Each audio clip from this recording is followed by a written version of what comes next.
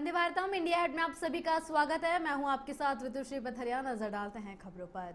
शिरोमणि अकाली दल के उपाध्यक्ष बलजीत सिंह भुट्टा ने फतेहगढ़ साहिब के कई गांवों में हल्दी रोग और लेट ब्लाइट वायरस के कारण किसानों की धान की फसल बर्बाद होने पर पंजाब कृषि विश्वविद्यालय और सरकार को जिम्मेदार ठहराया। उन्होंने प्रभावित किसानों की समस्याएं सुनी और कहा कि किसानों ने प्रति एकड़ 50,000 से 70,000 रुपए जमीन पट्टे पर लेकर और 20,000 रुपए फसल पर खर्च किए हैं, लेकिन बीमारी से हजारों एकड़ फसल नष्ट हो गई है। भुट्टा ने पंजाब सरकार से तुरंत गिरदावरी कराने और प्रभावित किसानों को कम से कम 80,000 रुपए प्रति एकड़ मुआवजा देने की मांग की है। वहीं फतेहगढ़ साहिब के आम आदमी पार्टी विधायक लखबीर सिंह राय ने बताया कि वह इस मुद्दे को लेकर के कल मुख्यमंत्री से मुलाकात करेंगे।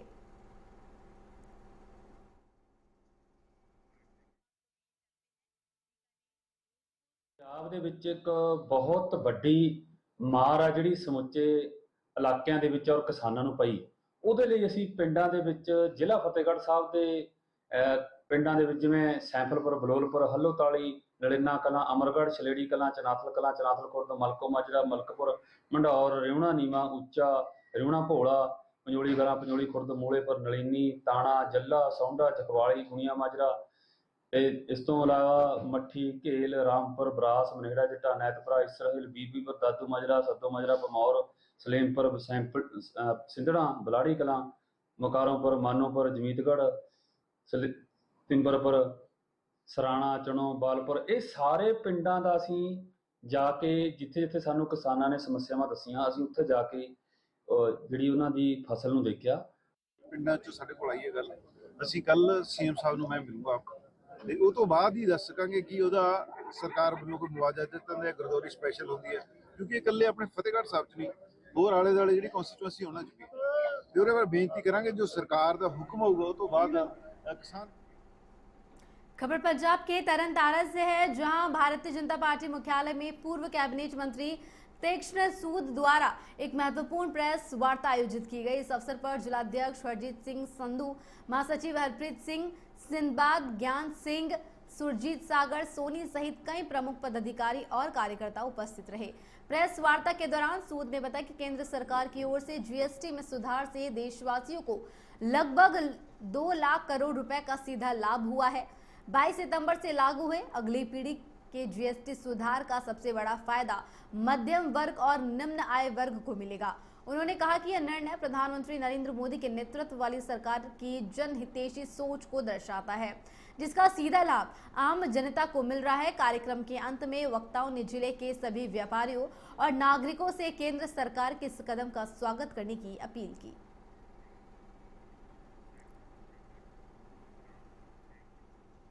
पंजाब पुलिस ने अटारी सब डिवीजन में नशा तस्करों पर बड़ा प्रहार करते हुए 6 किलो हेरोइन बरामद की है और एक युवक को भी गिरफ्तार कर लिया है। आरोपी के मोबाइल फोन से पाकिस्तान के साथ संबंध होने के सबूत मिले हैं। पुलिस ने एनडीपीएस एक्ट के तहत मामला दर्ज कर जांच पड़ताल शुरू कर दी है। पुलिस अधिकारी ने बताया कि आरोपी के नशे के कारोबार में शामिल समय और अन्य लोगों की पहचान के लिए पूछताछ जारी है। ये कार्रवाई नशा तस्करी के खिलाफ कड़ी कार्रवाई का हिस्सा है। जिस तरह ਤੁਹਾਨੂੰ ਪਤਾ ਹੈ ਪਿਛਲੇ 4 ਮਹੀਨੇ ਤੋਂ ਵੱਧ ਸਮੇਂ ਤੋਂ ਸਰਕਾਰ ਦਾ ਮਾਨਯੋਗ ਮੁੱਖ ਮੰਤਰੀ ਸਾਹਿਬ ਦਾ ਨਸ਼ਾ ਨਸ਼ਿਆਂ ਵਿਰੁੱਧ ਜਿਹੜਾ ਚੱਲ ਰਿਹਾ ਉਹਦੇ ਤਹਿਤ ਸਾਡੇ ਮਾਨਯੋਗ ਡੀਆਈਜੀ ਸਰ ਸਰਦਾਰ ਨਾਨਕ ਸਿੰਘ ਜੀ, ਸਾਡੇ ਐਸਐਸਪੀ ਸਾਹਿਬ ਸ਼੍ਰੀ ਮਨਿੰਦਰ ਸਿੰਘ ਜੀ, ਉਹਨਾਂ ਦੇ ਸਖਤ ਹਦਾਇਤਾਂ ਤੇ ਸਾਡਾ ਜਿਹੜਾ ਨਸ਼ਾ ਵਿਰੁੱਧ ਮੁਹਿੰਮ ਚੱਲ ਰਹੀ ਸੀ, ਜਿਹਦੇ ਨਿਗਰਾਨੀ ਸਾਡੇ ਜਿਹੜੇ ਐਸਪੀ ਡੀ ਸਾਹਿਬ ਨੇ ਜਿਹੜੀ ਦਿੱਤੇ ਜੀ। ਸਾਡੀ ਅਟਾਰੀ ਸਬ ਡਿਵੀਜ਼ਨ ਨੂੰ ਉਸ ਵੇਲੇ ਕਾਮਯਾਬੀ ਮਿਲੀ ਹੈ ਜਦੋਂ ਸਾਡੇ ਐਸਐਚਓ ਭਿੰਡਾ ਦੀ ਸਾਡੀ ਟੀਮ ਜਿਹੜੀ ਹੈ, ਐਸਆਈ ਰਾਜਵੀਰ ਸਿੰਘ ਹੈ ਇੰਚਾਰਜ ਕਾਨਗੜ, ਇਹਨਾਂ ਕੋਲ ਇਨਫੋਰਮੇਸ਼ਨ ਸੀ ਕਿ ਇੱਕ ਨੌਜਵਾਨ ਜਿਹੜਾ ਵਾ ਨਸ਼ਿਆਂ ਦਾ ਧੰਦਾ ਕਰਦਾ ਹੈ ਤੇ ਉਹ ਸ਼ਹਿਰ ਵੱਲ ਨੂੰ ਬਾਰਡਰ ਸਾਈਡ ਤੋਂ ਜਿਹੜਾ ਵਾ ਖੇਪ ਲੈ ਕੇ ਜਾ ਰਿਹਾ ਤੇ ਇਸ ਨੂੰ ਰਸਤੇ 'ਚ ਰੋਕਿਆ ਜਦੋਂ ਖਾਸਾ ਓਵਰਬ੍ਰਿਜ ਦੇ ਲਾਗੇ। ਇਸ ਨੂੰ ਚੈੱਕ ਕਰਨ ਤੇ ਇਸਨੇ ਜਿਹੜਾ ਬੈਗ ਪਾਇਆ ਸੀ ਪਿੱਠੂ ਇਹਦੇ ਕੋਲੋਂ मोटरसाइकिल सवार सीगा, इन्हों जो चेक किया तो 6 किलो हेरोइन जी आ। मोगा के धर्मकोट विधानसभा क्षेत्र में पुलिस ने नशा विरोधी मुहिम के तहत करीब 100 अधिकारियों के साथ कॉस्को ऑपरेशन चलाया। डीएसपी रमनदीप सिंह के नेतृत्व में विभिन्न गांवों में नशा तस्करों के घरों की तलाशी ली गई और कुछ संदिग्धों को हिरासत में लेकर के जांच पड़ताल की जा रही है। यह अभियान एसएसपी अजय गांधी के निर्देशों के पंजाब को नशा मुक्त बनाने के उद्देश्य से लगातार चलाया जा रहा है। पुलिस ने हाल ही में नशा करते युवकों की वायरल वीडियो के मद्देनजर कार्रवाई तेज कर दी है। धर्मकोट क्षेत्र में पहले भी नशा तस्करों की धरपकड़ और चेकिंग की जा चुकी है, जिससे कई आरोपियों को जेल भेजा जा चुका है।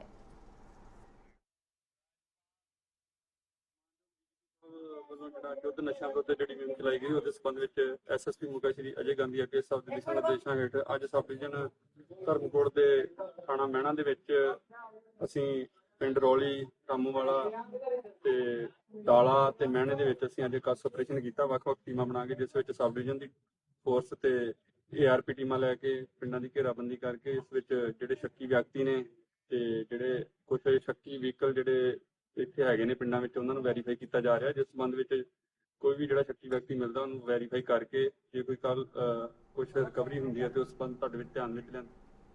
जीरकपुर के जकोली इलाके में बैलस्टीन एवेन्यू सोसाइटी में प्रवासी मजदूरों ने सोसाइटी के निवासियों पर डंडों से हमला कर कई लोगों को घायल कर दिया। निवासियों का आरोप है कि मजदूर शराब पीकर रोजाना उत्पात मचा रहे थे, जिसकी शिकायत बिल्डर और ठेकेदारों से की गई, लेकिन कोई समाधान नहीं निकला। तनाव तब हिंसक संघर्ष में बदल गया जब मजदूरों ने ठेकेदार के साथ मिलकर हमला किया। घायल लोगों को ढकोली सिविल अस्पताल में भर्ती करवाया गया है। पुलिस ने मामले की जांच पड़ताल शुरू कर दी है और घटना की वीडियो में शामिल लोगों की पहचान कर कार्रवाई का आश्वासन दिया गया है।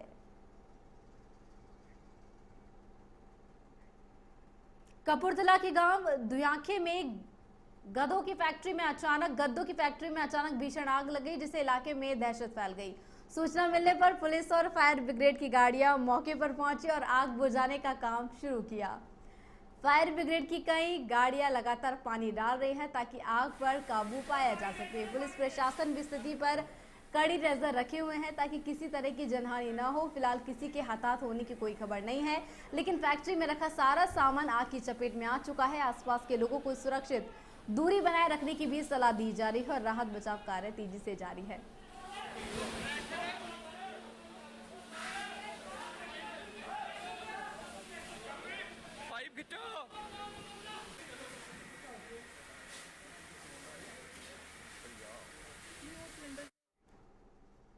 पठानकोट के पॉश एरिया शाह कॉलोनी में दिन दहाड़े एक बुजुर्ग महिला से कान की बाली छीन लेने की वारदात सामने आई है। सड़क पर जा रही महिला के कान से अचानक एक युवक ने बाली छीन ली और तेजी से भाग गया।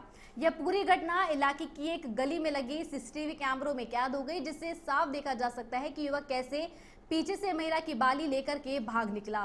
पुलिस ने इस मामले की जांच पड़ताल शुरू कर दी है और आरोपी की तलाश जारी है। स्थानीय लोग इस वारदात से सख्ते में हैं और सुरक्षित रहने की अपील कर रहे हैं।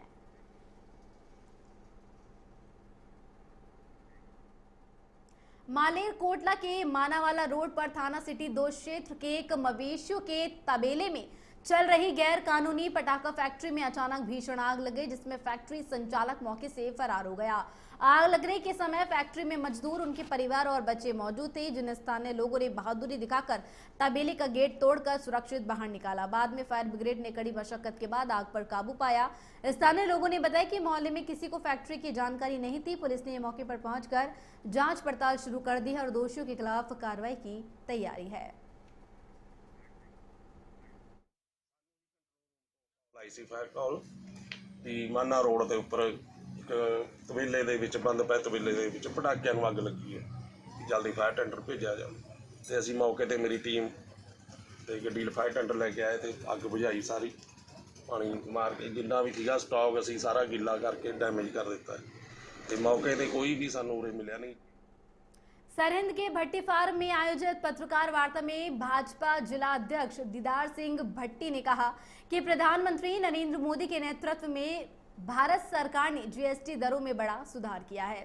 अब 370 से अधिक वस्तुओं पर कर दरें घटाकर केवल 5 और 12% के 2 स्लैब में कर दी गई है, जिससे दैनिक जीवन की कई जरूरी चीजें जैसे कि दूध, पनीर, कॉपियां, पेंसिल आदि टैक्स मुक्त या कम टैक्स वाले हो गए हैं। खास तौर पर पंजाब के किसानों को ट्रैक्टर, हार्वेस्टर और कृषि मशीनरी पर टैक्स घटाने से फायदा होगा। जो पहले 18 से 28 प्रतिशत था और अब 5% रह गया है। इससे खेती की लागत कम होगी और किसानों की आमदनी भी बढ़ेगी। यह कदम आम जनता और किसानों दोनों के लिए आर्थिक राहत लेकर आया है।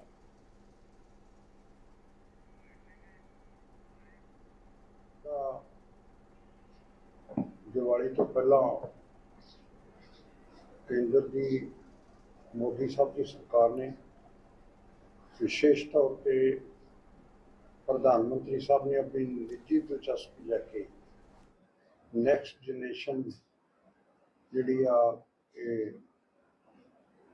GST जी लगी सी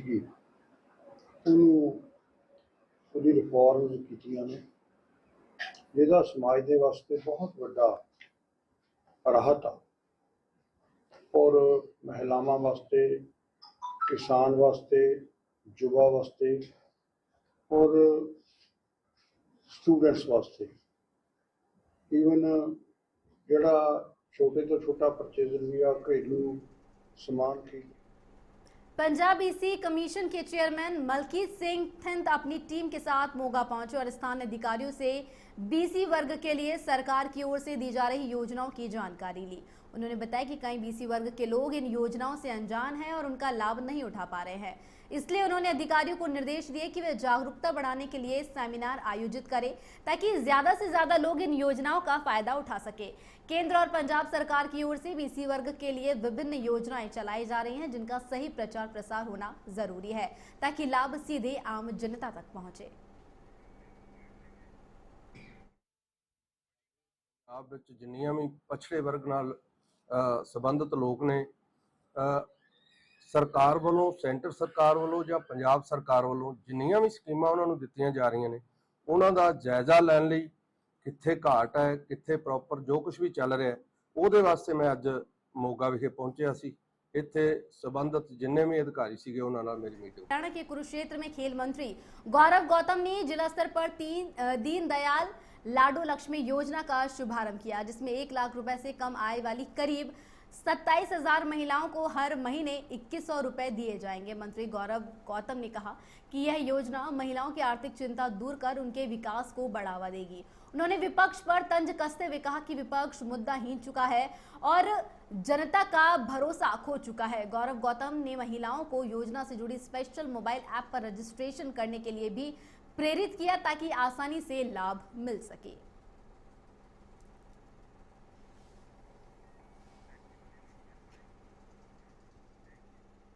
खबर जींद की उचाना से है जहां पुराने अनाज मंडी में विधायक देवेंद्र अत्री ने व्यापारियों और आमजन से मुलाकात की। विधायक ने हालिया जीएसटी सुधारों को लेकर के व्यापारियों और लोगों से चर्चा की। उन्होंने कहा कि केंद्र सरकार द्वारा वस्तुओं पर घटाई गई जीएसटी दरों से व्यापारियों और आम नागरिकों को सीधा लाभ मिलेगा। पीएम मोदी की ओर से लिया गया निर्णय व्यापारी और मध्यम वर्ग के हित में एक ऐतिहासिक कदम है। जिस प्रकार से जीएसटी में छूट दी गई है वह देश के आर्थिक ढांचे में मील पत्थर साबित होगा जिससे अब आवश्यक वस्तुएं सस्ती होंगी जिससे न केवल उपभोक्ता को जेब पर बोझ कम होगा बल्कि व्यापार को भी बढ़ावा मिलेगा। इससे लोगों की खर्च की क्षमता बढ़ेगी और अर्थव्यवस्था को मजबूती मिलेगी।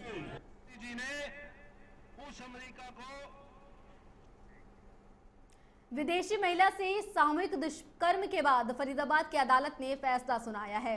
अतिरिक्त सत्र न्यायाधीश पुरुषोत्तम कुमार की अदालत ने 2 आरोपियों को दोषी करार देते हुए कोर्ट ने 20-20 साल की सजा सुनाई है। साथ ही दोषियों पर 2,02,000 रुपए का जुर्माना भी लगाया है।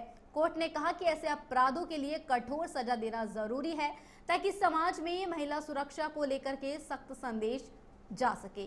मामला नवंबर 2020 का है। दिल्ली में रहने वाली विदेशी महिला की जान पहचान सेक्टर 49 फरीदाबाद निवासी जॉन और दिल्ली प्रहलादपुर निवासी अमन से थी। 20 नवंबर 2020 को जॉन अपने घर पर शराब पार्टी रखी और महिला को फोन कर बुलाया। पीड़िता पार्टी में पहुंची जहां अमन भी मौजूद था। पार्टी के बाद जॉन ने महिला से संबंध बनाने का दबाव बनाया। जब उसने मना किया तो दोनों ने उसे कमरे में बंद कर बारी बारी से उसके साथ दुष्कर्म किया। वारदात के बाद रात में दोनों आरोपी महिला को दिल्ली छोड़कर वापस लौट आए। घटना के 2 दिन बाद पीड़िता महिला थाना NIT पहुंची और शिकायत दर्ज कराई। पुलिस ने उसी दिन दोनों आरोपियों को गिरफ्तार कर जेल भेज दिया था। मामले की सुनवाई लगातार अदालत में चल रही थी, जहां मंगलवार को अदालत ने दोनों आरोपियों को दोषी ठहराते हुए सख्त सजा सुनाई।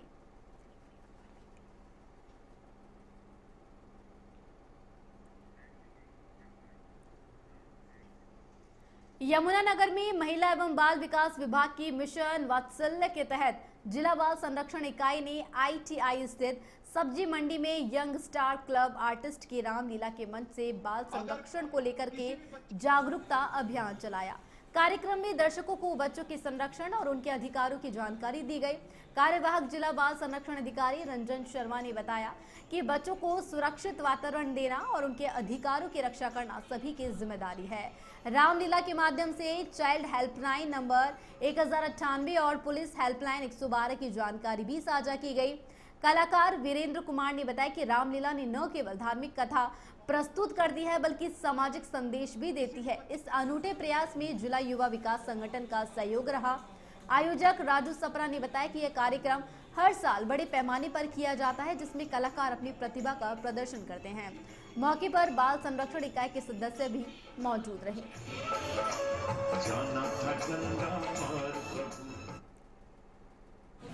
सब्जी मंडी ITI हर साल की भांति इस बार भी रामलीला का आयोजन बड़े धूमधाम से कर रहा है और हमारा जो मकसद होता है वो राम जी की लीलाएं दिखाना तो होता ही है, बल्कि सामाजिक संदेश भी देना होता है। जिला बाल संरक्षण इकाई द्वारा समय समय पर जागरूकता शिविर लगाए जा रहे हैं और स्कीम की जागरूकता को आम जन तक पहुंचाने का प्रयास किया जा रहा है। इसी कड़ी में जिला बाल संरक्षण इकाई यमुनानगर द्वारा एक प्रयास किया गया कि रामलीला के मंच पर हम मिशन वात्सल्य की जो भिवानी के तोशा में चौधरी बंसीलाल राजकीय महिला महाविद्यालय में दीनदयाल लाडू लक्ष्मी योजना का शुभारंभ किया गया, जिसमें प्रदेश की महिला एवं बाल विकास मंत्री श्रुति चौधरी मुख्य अतिथि रहीं।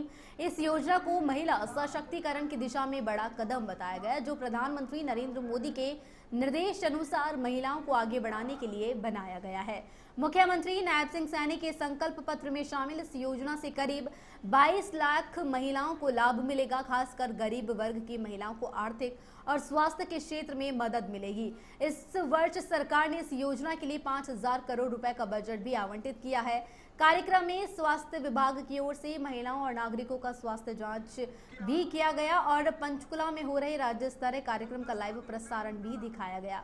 योजना का यह पहला चरण है। बाद में 1 लाख से अधिक आय वाले परिवारों की महिलाएं भी इस योजना में शामिल होंगी।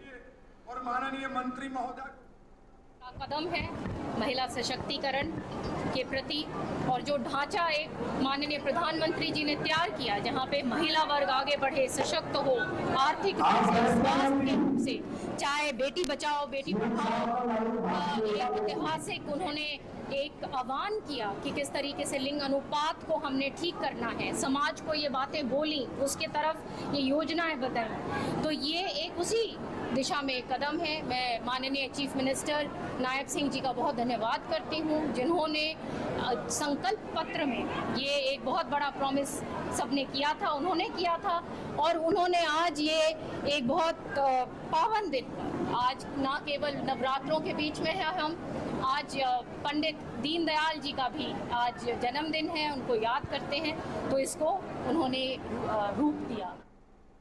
हरियाणा की महिलाओं को आत्मनिर्भर बनाने और उन्हें आर्थिक सहयोग देने के लिए आज से फरीदाबाद में दीनदयाल लाडू लक्ष्मी योजना ऐप की शुरुआत की गई। जिला स्तरीय कार्यक्रम NIT विधानसभा में आयोजित हुआ, जिसमें केंद्रीय राज्य मंत्री कृष्णपाल गुर्जर, NIT विधायक सतीश भागना और बडकल विधायक धनेश अदलखा मौजूद रहे। इस अवसर पर बड़ी संख्या में स्थानीय महिलाएं और कार्यकर्ता उपस्थित रहीं।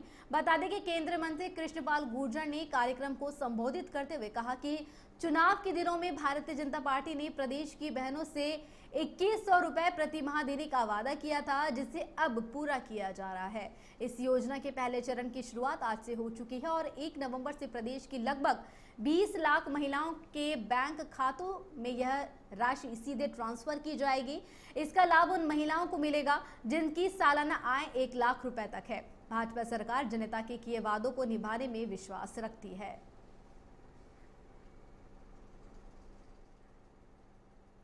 हरियाणा सरकार ने दीनदयाल लाडू लक्ष्मी योजना की शुरुआत कर दी है। मुख्यमंत्री नायब सिंह सैनी ने पंचकूला के ताऊ देवीलाल स्टेडियम में आज पंडित दीनदयाल उपाध्याय की जयंती और नवरात्रों के पावन अवसर पर दीनदयाल लाडू लक्ष्मी योजना का शुभारंभ किया। यह योजना महिलाओं को आर्थिक सहायता प्रदान करने के उद्देश्य से शुरू की गई। इस योजना को पारदर्शी तरीके से लागू करने के लिए दीनदयाल लाडू लक्ष्मी ऐप भी लॉन्च किया गया है।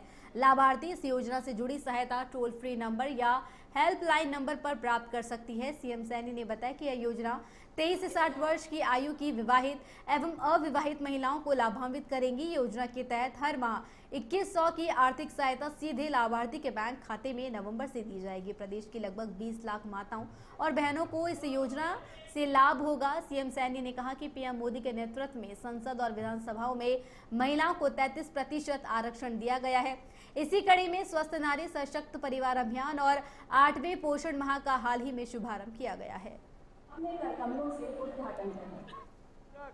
कर्मयोगी राष्ट्र नायक पंडित दीनदयाल उपाध्याय जी की जयंती की भी आप सबको मैं बहुत बहुत बधाई और शुभकामनाएं देता हूं।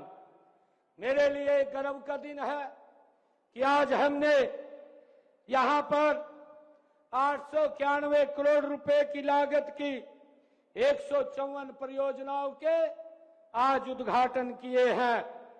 प्रदेश में स्वास्थ्य सेवाओं को मजबूत करने के लिए 802 करोड़ रुपए की लागत की 152 परियोजनाएं आज इसमें शामिल हैं। इनमें 308 करोड़ 40 लाख रुपए की लागत की 48 उद्घाटन और 412 करोड़ रुपए की लागत की 104 परियोजनाओं के आज शिलान्यास शामिल है। मैं इसके अलावा 80 करोड़ 72 लाख रुपए की लागत के 10 स्वास्थ्य संस्थाओं का नवीनीकरण